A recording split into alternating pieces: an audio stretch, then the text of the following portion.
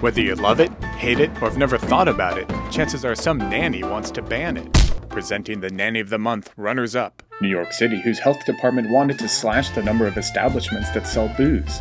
But after public outrage erupted, Meddlin' Mike said that this is one kind of nannying even he doesn't support. I was a smoker for 26 years, and for the last 14 months I've been using electronic cigarettes to successfully quit. And the Indianapolis City Council for trying to ban electronic, a.k.a. fake cigarettes from public places. It's water vapor. But there can be only one Nanny of the Month, and this time it's LA Mayor Antonio Villaraigosa, who signed a first-of-its-kind law requiring porn actors to wear condoms while performing. I vote no on wearing condoms in porn. I mean, it kind of takes away the point, right? But no mayor or law can change the minds of customers who want condom-free performances. And although fighting infection is a noble goal, over the past decade there have been only 6 cases of HIV among American porn actors. So what'll happen? Producers in the multi-billion-dollar industry may simply leave LA.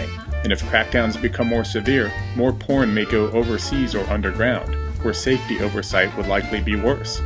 Check back next month for more examples of busybodies minding your own business.